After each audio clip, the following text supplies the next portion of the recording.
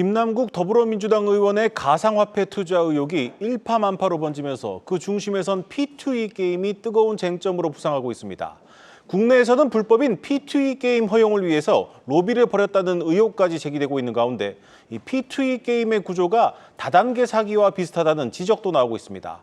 산업부 박혜린 기자와 조금 더 자세히 들여다보겠습니다. 박 기자, 먼저 용어부터 좀 정의를 하고 시작해 보겠습니다. 네. P2E 게임이라는 게 정확히 뭡니까? 플레이 투 원, 즉 돈 버는 게임이라는 의미입니다. 게임으로 얻은 아이템을 코인으로 바꿔서 현금화까지 할 수 있어서 돈 버는 게임으로 불리는 건데요. 코인은 게임사에서 발행한 일종의 기축 통화라고 보시면 됩니다.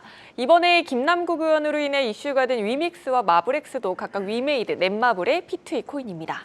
근데 이 P2E 게임이 국내에서는 불법인데 이게 코인은 유통되고 게임만 불법인 겁니까, 그럼? 네, 맞습니다. 현재 게임산업법은 사행성을 조작할 수 있다는 이유로 국내 P2E 게임을 금지하고 있습니다.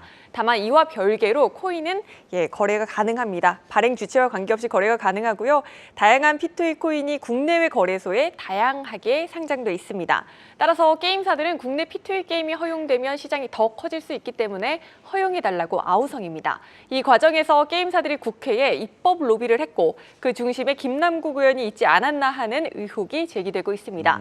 실제로 김 의원은 2021년 12월 게임머니 기반 가상자산을 명문화한 게임산업진흥법 개정안 발의에 참여했고 이 시기 위믹스 코인의 가격은 급등했습니다. 한국게임학회는 최근 성명서를 통해 작년부터 P2E 게임에 대한 허용 요구가 여야를 막론하고 계속 분출했다며 위믹스를 둘러싼 이익 공동체가 형성된 결과가 아닌지 의심할 수밖에 없다며 의혹을 제기하고 있습니다.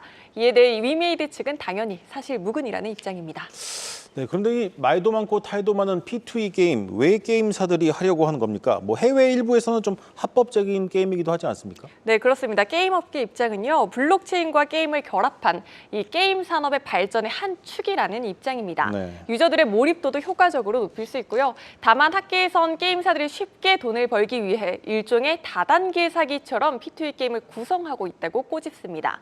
다단계 사기라는 게 특별히 이윤 창출의 수단이 없는데 이 신규 투자자를 유치하는 방식으로 이윤을 창출하고 피라미드상 위에 있는 사람들만 이걸 독식하는 구조잖아요. 네. 코인은 많은 사람들이 사면 가격이 오르는데 이 코인을 각 게임사들이 얼마나 발행을 하는지 어떻게 운용을 하는지 투명하게 공개되지 않습니다.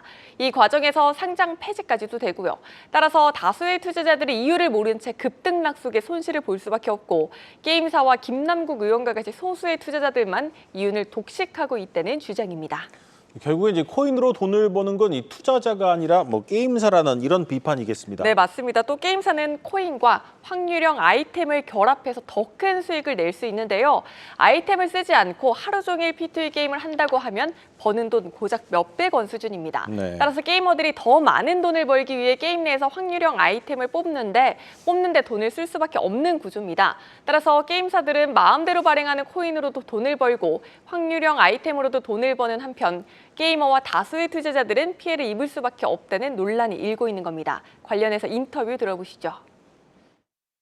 그러니까 결국에는 양축에서 코인과 뽑기 이 두 구조 속에서 돈을 버는 건 게임에서밖에 없는 이런 상황이 돼버리는 거죠. 기존의 게임에다가 P2E 구조를 입히기 때문에 신규 콘텐츠를 사실 개발해야 된다는 그 부담감도 훨씬 적습니다. 그러니까 위믹스를 예를 보유하고 있으면 이 공동체가 되는 거잖아요. 그 공동체를 위해서 스스로 뛰는 겁니다. 거의 다단계하고 비슷한 구조예요.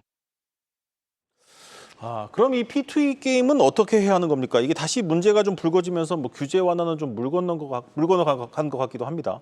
네, 오히려 이번 계기를 통해 규제를 재정비해야 한다는 목소리가 높습니다. 학계에서는 일단 P2E 코인의 안정성 확보가 우선돼야 한다고 보고 있습니다.